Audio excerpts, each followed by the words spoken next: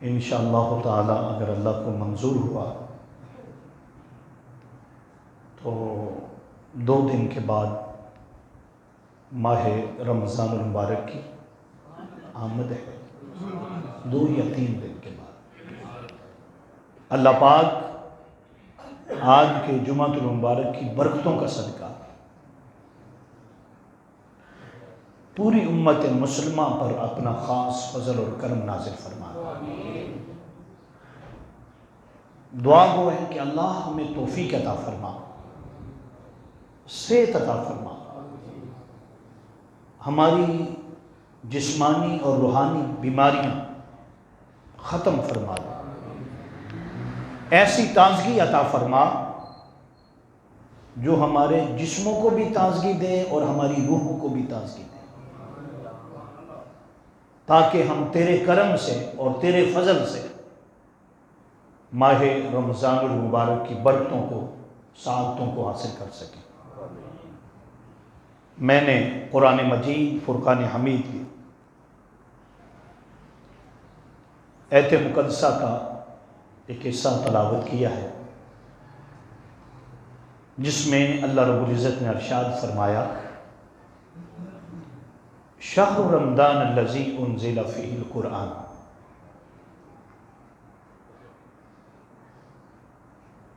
فرمایا کہ رمضان المبارک کا مہینہ جس میں ہم نے قرآن پاک کو نازل کیا ہے، ھدی للناس، یہ ہدایت ہے واسطے ان کے، ھدی للناس، یہ قرآن جو ہے کیا ہے؟ ہدایت ہے۔ اللہ رب العزت نے آگے فرمایا کہ یہ رمضان المبارک کا ببرکت مہینہ جس میں ہم نے قرآن نازل کیا اور یہ ہدایت ہے اور نشانی ہے۔ پھر آگے قرآن کہتا ہے کہ فمن شاہد منکم، تم میں سے اگر کوئی شخص ماہ رمضان المبارک کو پا لے، فَلْيُصُمْ، وہ روزے رکھے۔ کیا کرے؟ روزے رکھے۔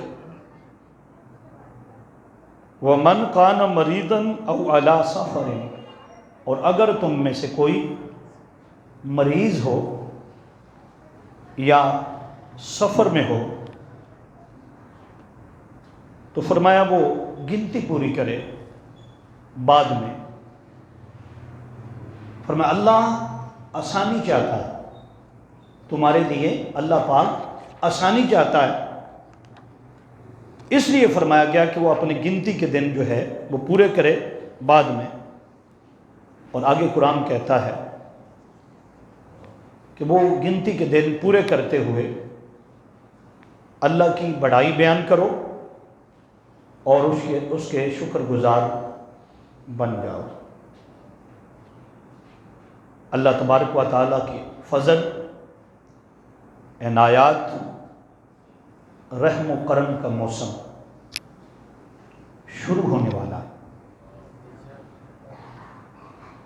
رمضان المبارک کا ببرکت مہینہ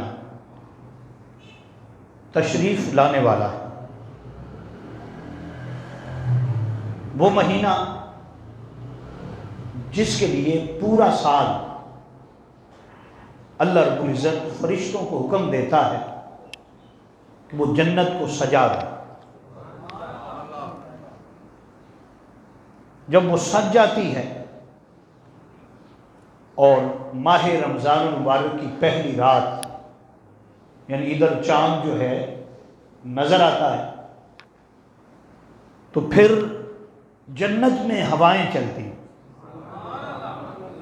جنت میں ہوائیں چلتی،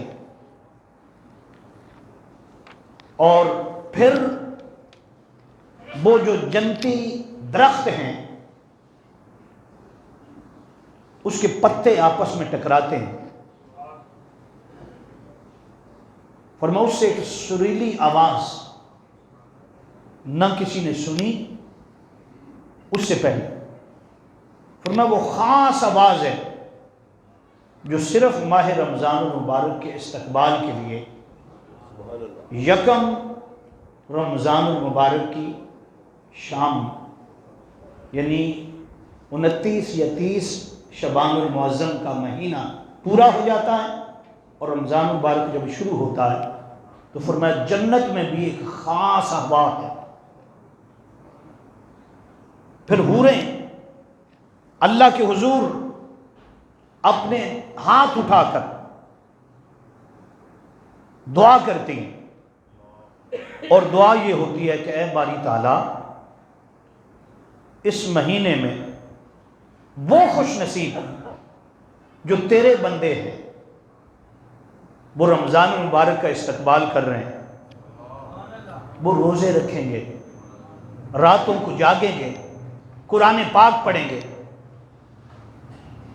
ان کو ہمارا شوہر بنا دے. ایک ہی دعا ہے ان کی. اور پھر آقا علیہ الصلوۃ والسلام نے فرمایا کہ وہ حوریں کہتی ہیں کہ باری تعالیٰ ہماری آنکھوں کی ٹھنڈک ان لوگوں کو بنا. پھر حضور اکرم صلی اللہ علیہ وسلم فرماتے ہیں، میرے آقا فرماتے ہیں کہ رمضان المبارک کا مہینہ اس میں وہ فیض و برکات ہیں کہ صرف جو روزے دار کے منہ کی سمیل ہے، کیا ہے جسے ہم بو کہتے ہیں، فرمایا کہ دنیا کے جتنے عطر ہیں، جتنی خوشبو کی چیزیں ساری ایک طرف، اور اللہ کی نگاہ میں وہ جس نے روزہ رکھا ہوتا ہے اور روزے کے باعث جو اس کے منہ میں سمیل پیدا ہوتی ہے، فرمایا اتنی برکت ہے اور اتنی وہ خوشبو والی ہے اس جیسی اور کوئی خوشبو نہیں. رمضان المبارک کی پہلی رات اس امت کے فقیہ حضرت سیدنا عبداللہ بن عباس رضی اللہ تعالیٰ عنہ بیان فرماتے ہیں کہ اس میں جنت کے سارے دروازے کھول دیے جاتے ہیں، ایک بھی دروازہ بند نہیں ہوتا. دوزخ کے سارے دروازے بند کر دیے جاتے ہیں، ایک بھی کھلا نہیں ہوتا. شیطانوں کو زنجیروں سے جکڑ دیا جاتا اور فرمایا کہ ایک آواز دینے والا آواز دیتا اور وہ آواز آسمان سے لے کر زمین تک ہر طرف پھیلتی ہے.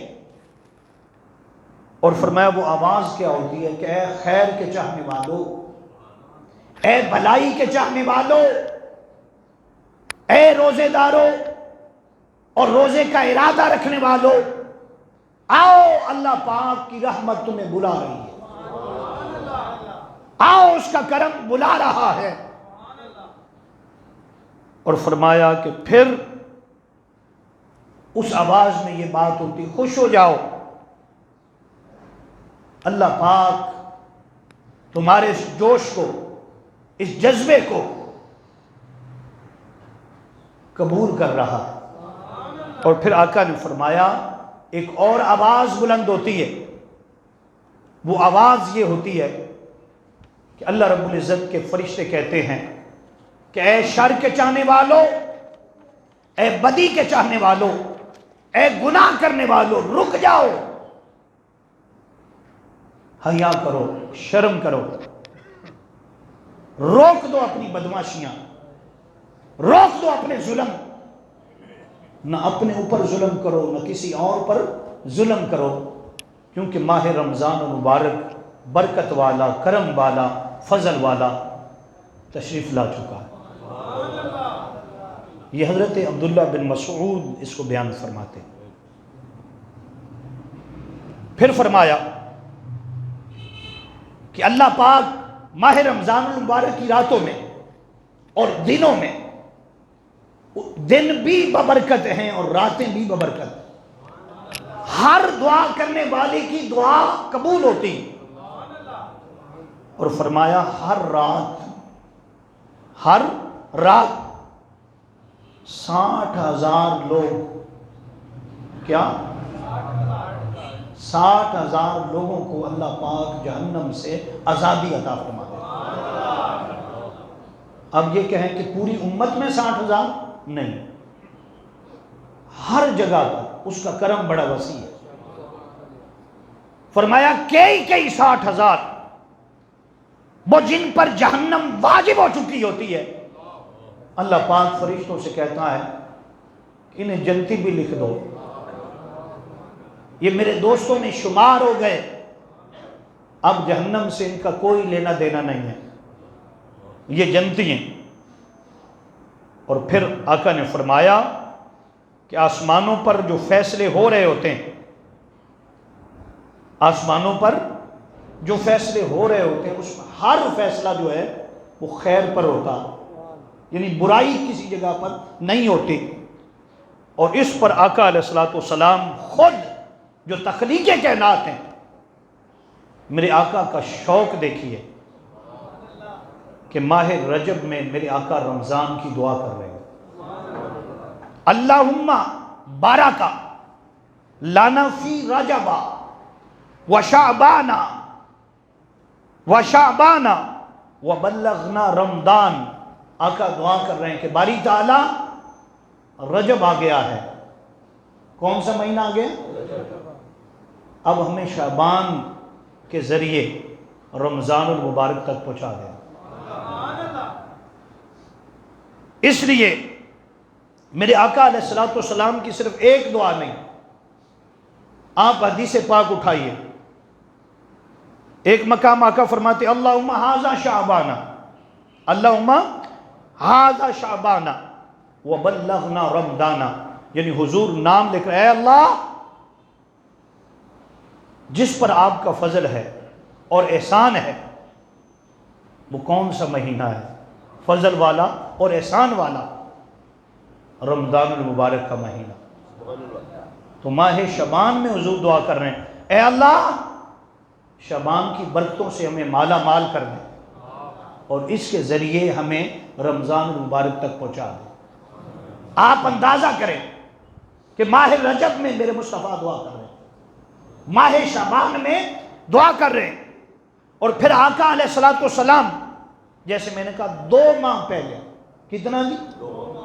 یہ تو حضور تو 2 ماہ پہلے، اور رب العالمین کا کرم میں نے بتایا کہ پورا سال جنت کو صرف اس لیے سجایا جاتا کہ رمضان المبارک کا استقبال کیا۔ اسی طرح آقا علیہ الصلوۃ والسلام صحابہ کرام کو فضائل بیان کرتے رجب میں، شعبان میں، اور پھر حضور اکرم صلی اللہ علیہ وسلم جب شعبان کی آخری تاریخیں آتی، خصوصاً آخری دن یعنی 29 کی رات، 29 کی یعنی چاند نظر آنے کا رات ہے یا 30 کی رات، تو حضور صحابہ کرام کو ساتھ لے لیتے، آقا علیہ السلام صحابہ کرام کو ساتھ لے لیتے، اور آقا علیہ السلام صحابہ کرام کو ساتھ لے جا کر چلتے، کن کے ساتھ؟ صحابہ۔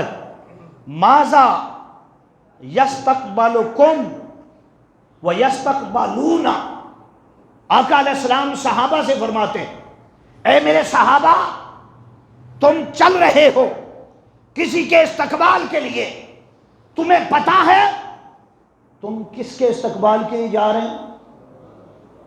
صحابہ کہتے حضور پتا ہے کہ ہم رمضان المبارک کا چاند دیکھنے جا رہے ہیں۔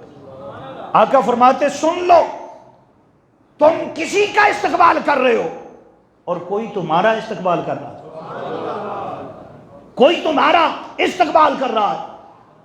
صحابہ پوچھتے حضور ہمارا استقبال کون کر رہا ہے؟ سرکار فرماتے تم رمضان المبارک کے چاند کا استقبال کے نکلے ہو، اور اللہ خود اپنی رحمت اور کرم کے ساتھ، فضل کے ساتھ تمہارا استقبال کر رہا ہے، یعنی قدم قدم پر رحمت تمہارے قریب ہو رہی ہے، اور جو تم ماہ رمضان المبارک کا چاند دیکھنے کے لیے نکلے ہو، اس کی رحمت تمہیں اپنے کرم میں، اپنی عطا میں لینے کے لیے بے تاب ہے۔ ادھر رمضان المبارک کا مہینہ شروع ہو اور اس کی رحمت جو ہے تمہیں اپنی جھولی میں لے لے اور اپنے کرم کی جو بارش ہے وہ کرنا شروع کر دے۔ تو اس پر حضرت عمر بن خطاب رضی اللہ تعالیٰ عنہ فرماتے ہیں سرکار دو عالم صلی اللہ علیہ وسلم اس طرح یعنی ماہ رمضان مبارک کا استقبال کرتے اور فرمایا، پھر آقا علیہ الصلوۃ والسلام نے فرمایا کہ اللہ پاک نے مجھ پر وحی اتاری ہے۔ وہ وحی کیا ہے؟ فرمایا کہ اللہ پاک ہر اس شخص کو بخش دیتا ہے جو بخشش کا طالب ہوتا ہے، جو بخشش کا یعنی جو بخشش مانگتا ہے۔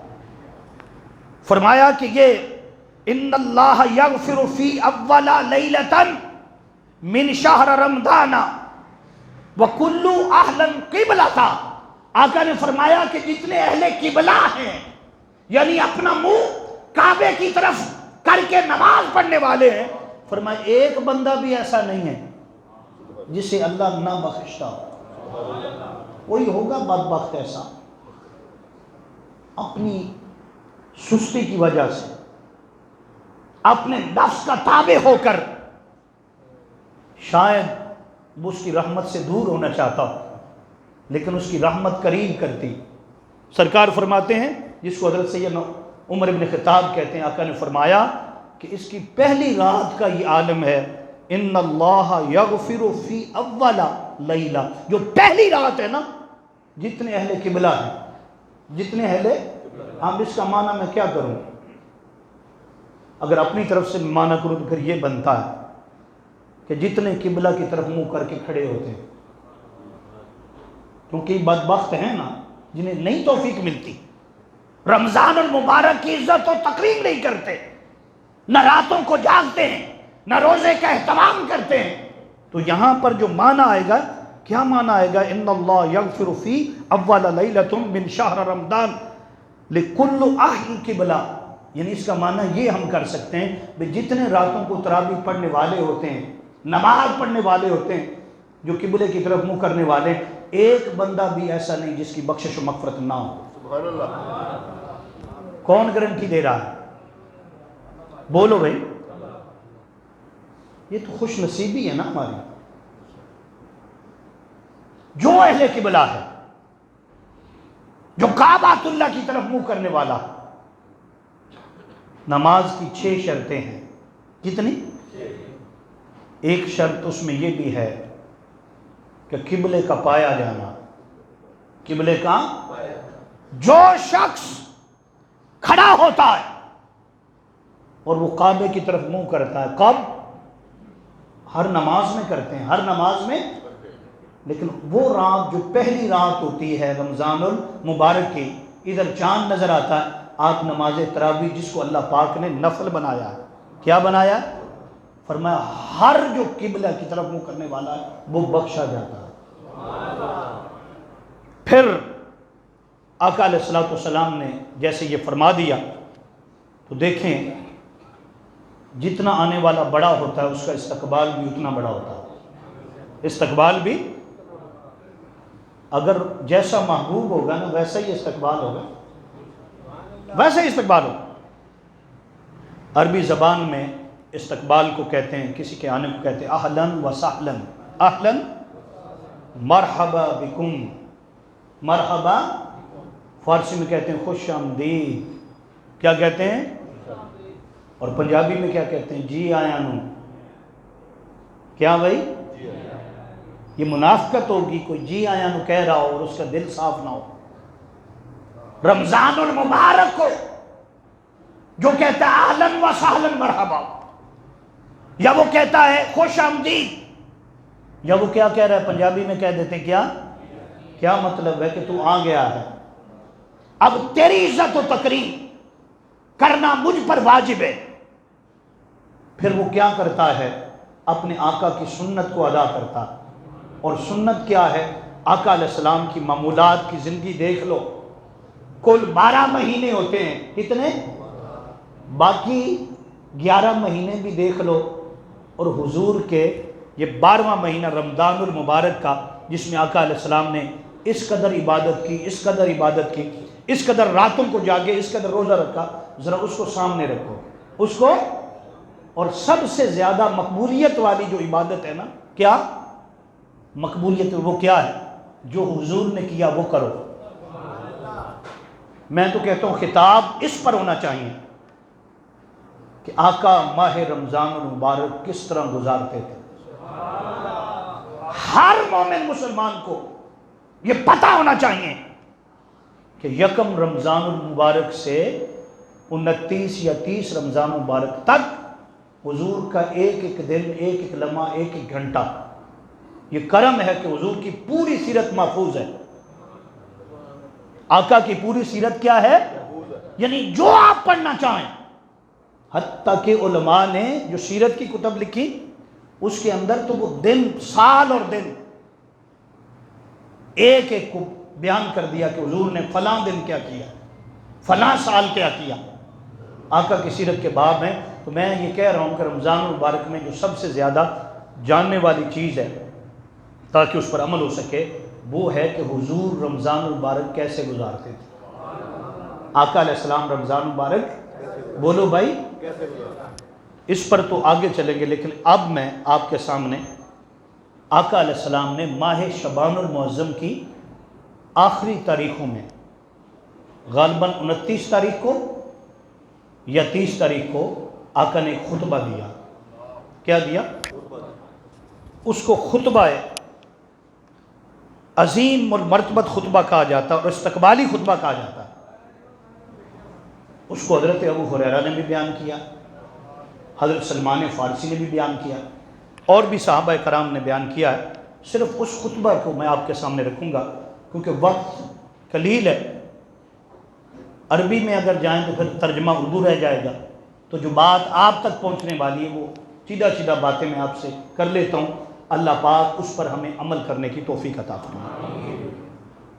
یہ جی حضرت سلمان فارسی رضی اللہ تعالیٰ عنہ، کالا خطابنا رسول اللہ صلی اللہ علیہ وسلم فی آخر یوم من شعبان، یعنی آقا علیہ السلام نے شعبان المعظم کے آخری دن، کیا یہ 29 بھی ہو سکتا ہے، اور آقا نے خطاب کیا۔ خطاب کرنے والے مصطفیٰ تھے، سننے والے صحابہ کرام تھے۔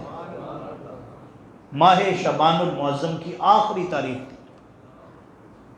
آقا علیہ السلام نے فرمایا فقال یا ایھا الناس، یا یہاں پر آمنو نہیں فرمایا، حالانکہ آگے سارے کیا تھے؟ ایمان والے بیٹھے تھے، لیکن حضور نے جب ایڈریس کیا نا تو آقا علیہ السلام نے فرمایا یا ایھا الناس قد اظلکم شہر، فرمایا کہ اے لوگوں، تم پر ایک ایسا مہینہ سایہ فگن ہونے والا ہے۔ شہر عظیم شہر، فرمایا وہ عظیم مہینہ ہے، مہینوں میں سب سے زیادہ عظیم مہینہ، سب مہینوں کا سردار مہینہ، سب مہینوں میں سب سے افضل مہینہ۔ آقا نے آگے فرمایا مبارکن، وہ مبارک ہے۔ کیا ہے؟ حضور کے جملے دیکھیے، آقا فرما رہے ہیں وہ عظیم ہے، اور کیا ہے؟ بولو نا، مبارک ہے۔ پھر سرکار نے فرمایا کہ شہر فی لیلۃ الخیر، یہ ایسا مہینہ ہے جس کی ایک رات کے بارے میں بتاتا ہوں، حضور فرما رہے ہیں وہ 1000 مہینوں سے افضل ہے۔ ایک رات 1000 مہینوں سے افضل ہے۔ اور پھر آقا نے فرمایا کہ شہر جعل اللہ صیامت، سرکار نے فرمایا کہ اس کے دنوں کو اللہ نے روزے کے ساتھ مزین کر دیا ہے، یعنی وہ پورا مہینہ ایک بھی دن ایسا نہیں جس میں روزے کا ناغہ ہو۔ اس کو اللہ پاک نے روزے میں، یعنی روزے سے عزت عطا فرمائی ہے، عظمت دی ہے۔ فرمایا پھر آقا علیہ السلام نے فرمایا اس کی راتوں کو وقیام اللیلہ، وقیام دن کو کیا کرنا ہے جی؟ اور بولو تو صحیح. اور رات کو کئی لوگ روزہ رکھ لیتے ہیں. میں کہوں گا چلو بیچارے تراویح نہیں پڑھتے،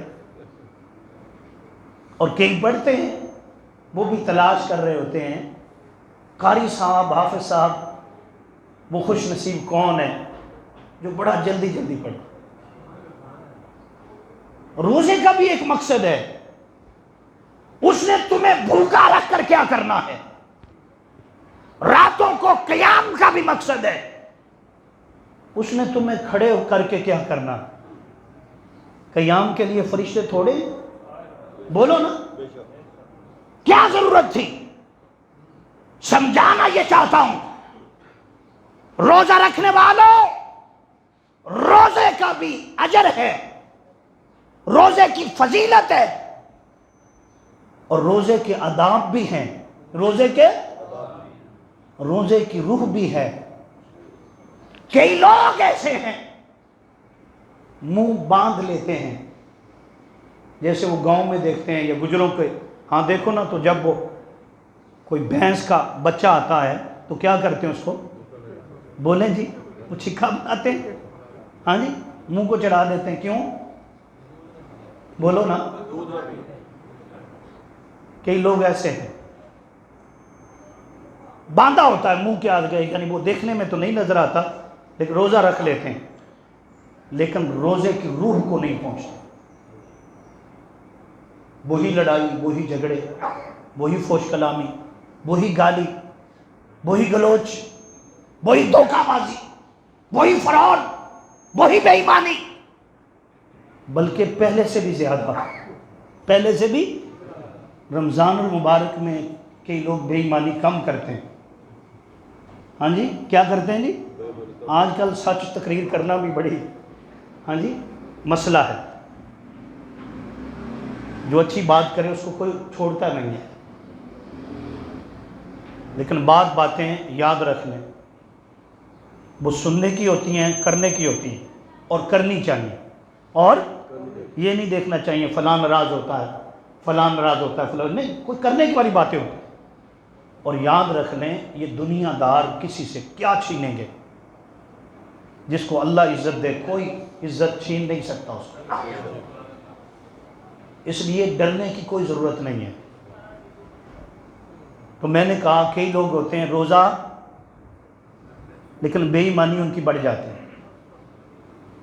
باہرلے ملکوں کے اندر جب رمضان المبارک آتا ہے تو وہ جو ان کے شاپس ہوتے ہیں، مال ہوتے ہیں، ان پر خصوصی ڈسکاؤنٹ ہوتا ہے. ایسے ہی ہے نا؟ ہمارا جب رمضان المبارک آتا ہے، پاکستان کا، انڈیا کا، بنگلہ دیش کا، عجیب منظر ہوتا ہے. رجب سے بھی پہلے آقا علیہ السلام نے تو وہ رجب میں فرمایا نا کہ استقبال کرو. تاجر حضرات رجب سے بھی پہلے تیاری شروع کر دیتے ہیں، کھجوریں اٹھا دو. جو چیزیں رمضان المبارک کے ساتھ یعنی زیادہ تعلق ہوتا ہے، افطار کے ساتھ تعلق ہوتا ہے، رمضان المبارک آتے ہی اس کے ریٹ بولیں بے. فروٹ کا بھی ایسے ہی آپ دیکھ لیں، پچھلے سے پچھلے رمضان المبارک میں میں نے ایک چیک بات کی، جو فروٹ عام دنوں میں 100 روپے درجن ہے، کیلا ہی چلو لگا لیتے ہیں، یا 200 250 ہے، رمضان المبارک میں وہ ڈبل ہو جاتا ہے. ایسے ہی ہے. لوگ کہتے ہیں یہ سیزن ہے، کمانا ہے ہم نے. کئی لوگ ایسے کہتے ہیں صرف رمضان المبارک میں ہی کمانا ہے، پھر پورا 11 مہینے کھانا ہے. استغفر اللہ. ٹھیک ہے، بات صحیح کہہ رہا ہوں. رمضان المبارک اس لیے نہیں آیا، رمضان المبارک تو اللہ کی قربت کے لیے آیا. اس حدیث پاک کو پڑھیے، آقا نے فرمایا کہ اس کے دن کو روزے کے لیے ہے اور رات جو ہے وہ قیام کے لیے. تو بات یہ کر رہا تھا، بعض لوگ روزہ رکھ لیتے ہیں، تراویح نہیں پڑھتے. کہتے ہیں کون سی بات ہے، روزہ رکھ لیتے ہیں، تراویح بولیں بھائی نہیں. یہاں پر آقا نے فرمایا کہ اس کو بھیجا اس لیے ہے، بھیجا اس لیے فرمایا جعل اللہ صیامہ، اس کا دن کیا ہے روزے کے لیے، وقیام لیلہ، رات کیا ہے؟ قیام کے لیے۔ آپ کہیں گے عشاء کی نماز جو پڑھتے ہیں تو وہ قیام تو ہو جاتا ہے، تو پھر حضور نے فرمایا کیوں؟ آقا نے عشاء کی نماز تو پڑھنی تھی، اس کا مطلب ہے رمضان المبارک کی راتیں خاص ہوتی ہیں، ان میں قیام کرنا، کیا کرنا؟ عام دنوں کے فرض کے برابر ہوتا ہے، عام دنوں کے، اور جو فرض ہوتا ہے وہ 70 فرضوں کے برابر ہو جاتا ہے، 70 فرضوں کے برابر ہو جاتا ہے۔ پھر آقا علیہ السلام نے فرمایا، آقا علیہ السلام آگے فرماتے ہیں اسی پر، حضور نے فرمایا کہ لوگوں اس مہینے میں اللہ پاک ثواب کو بڑھا دیتا ہے۔ فرمایا ایک فرض جس نے ادا کیا گویا اس نے کیا کیا جی؟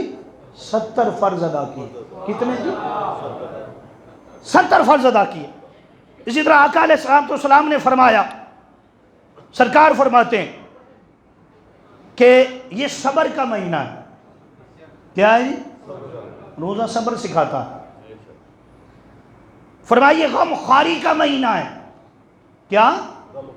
غم بانٹنے ہیں، غم کیا کرنے؟ پھر حضور اکرم صلی اللہ علیہ وسلم نے فرمایا اس میں اللہ پاک مومن کا رزق بڑھا دیتا ہے۔ بولو بھائی، مومن کا رزق بڑھا دیتا ہے۔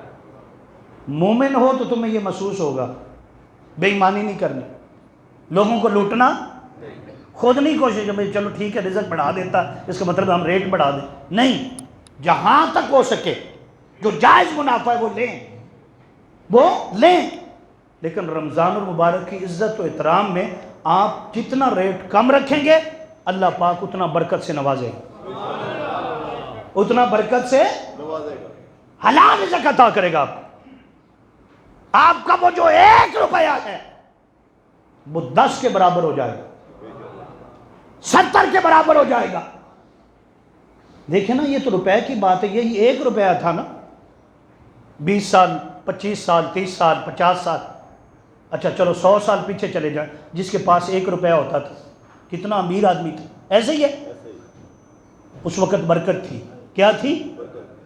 اب لوگوں کے پاس کروڑوں ہوتے ہیں، اربوں ہوتے ہیں، برکت نہیں ہوتی۔ برکت کیوں؟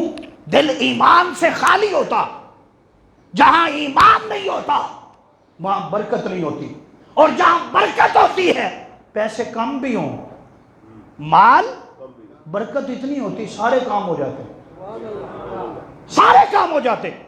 میں ذاتی طور پر کئی لوگوں کو جانتا ہوں مالدار نہیں ہیں، بڑے خوشحال ہیں،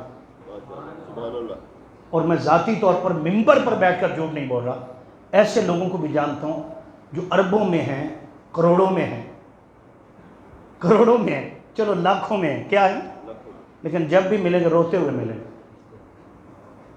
پوری کوئی نہیں پہلے، کیا کریں مہنگائی بڑی زیادہ ہے، فلاں کرنا ہے جی، اب اس کا کیا کریں، فلاں نے تو اتنا کچھ خرید، یہ شکوے۔ جہاں برکت ہوتی ہے، میں نے کہا برکت، اگر پیسے کم بھی ہیں تو برکت کے ساتھ سارا کچھ ہو جاتا ہے، اور اگر پیسہ مال زیادہ بھی ہے، بڑا زیادہ جناب، برکت نہیں ہے، پتہ بھی نہیں لگنا آیا کہاں سے اور گیا کہاں سے، بس اتنا ہی کہتے ہیں آیا گیا۔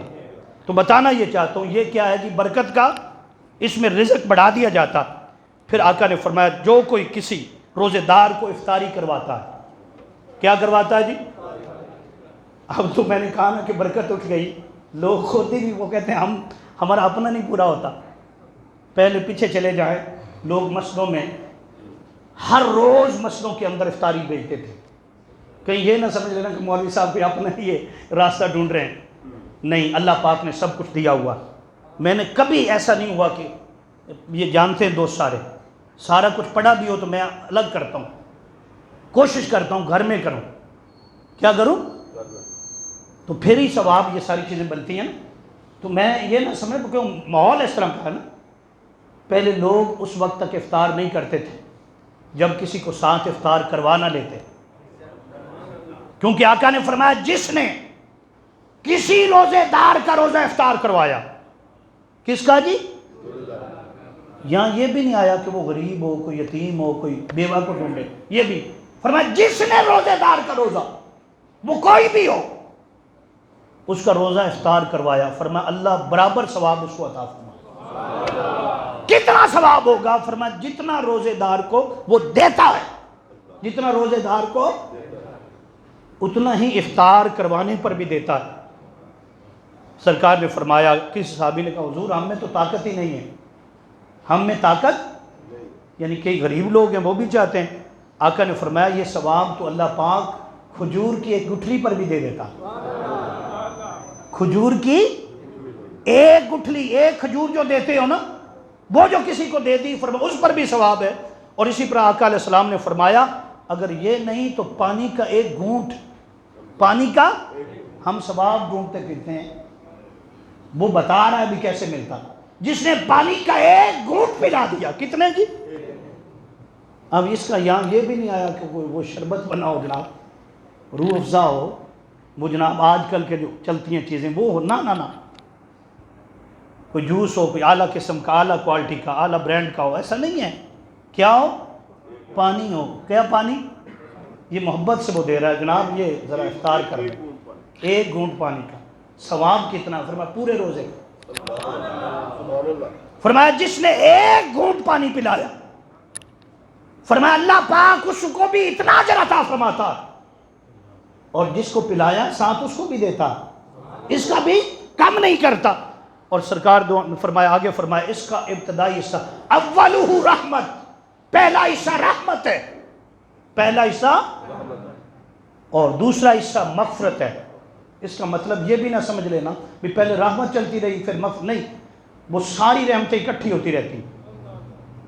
اگلا جو عشرہ ہوتا ہے رحمت تو ختم ہوتی ہی نہیں نا، فرمایا وہ کیا ہے؟ مغفرت۔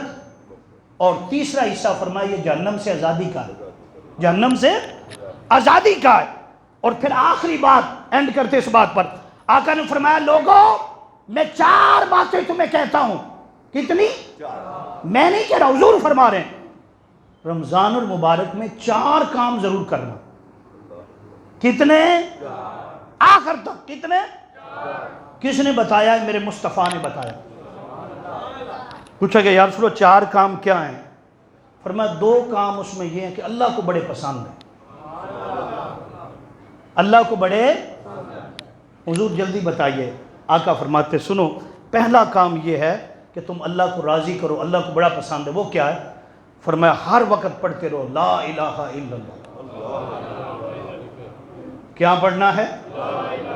یہ وظیفہ کس نے بتایا ہے؟ آقا نے، صحیح حدیث پاک۔ اور یہ خطبہ ہے حضور کا جو میں نے پڑھ کر سنا دیا ہے، شعبان المعظم کی آخری تاریخ کو آقا نے دیا، خطابنا رسول اللہ صلی اللہ علیہ وسلم، یوم الآخر شعبان، شعبان کی آخری تاریخ کو حضور نے خطبہ دیا۔ اور آقا نے فرمایا کیا پڑھنا ہے جی؟ بولو سب۔ وہ میں نے کئی بار بتایا، موسیٰ کلیم اللہ نے عرض کیا تھا باری تعالیٰ کوئی وظیفہ بتا دے تو تیرے قریب ہو جاؤں، ہر دعا قبول ہو جائے۔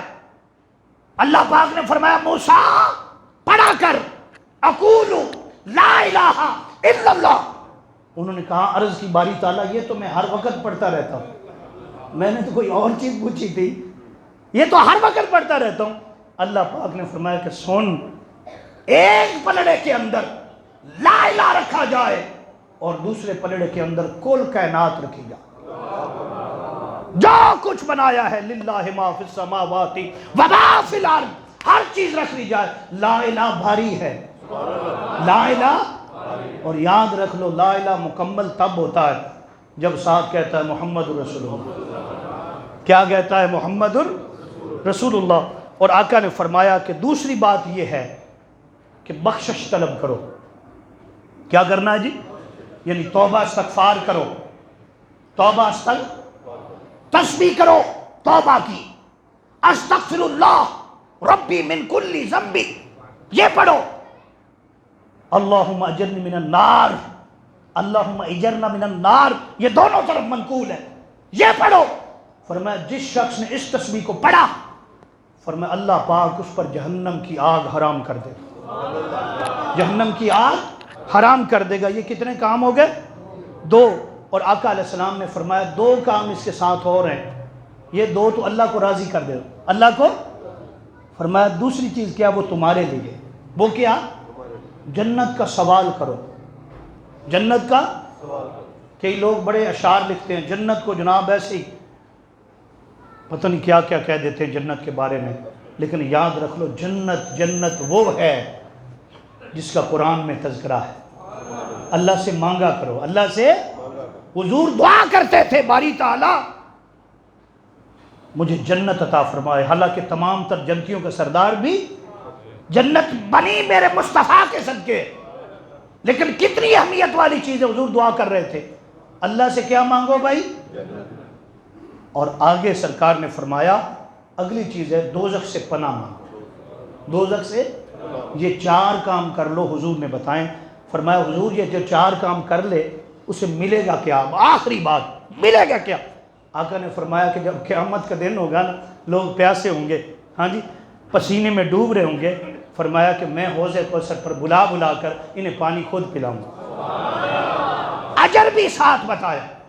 اسی حدیث پاک میں فرمایا کہ جتنے پیاسے آئیں گے، کب جی؟ وہ جو سورج سوا نیزے پر آ جائے گا، زمین تانبے کی ہو جائے گی، لوگوں کے پسینے اس قدر ہوں گے کہ لوگ پسینے میں ڈوبے ہوئے ہوں گے، التش ہر زبان پر ہوگی، پیاس ہوگی، پانی مانگے گا، کہاں سے پانی ملے؟ سرکار فرماتے ہیں کہ میں خود پلاؤں گا۔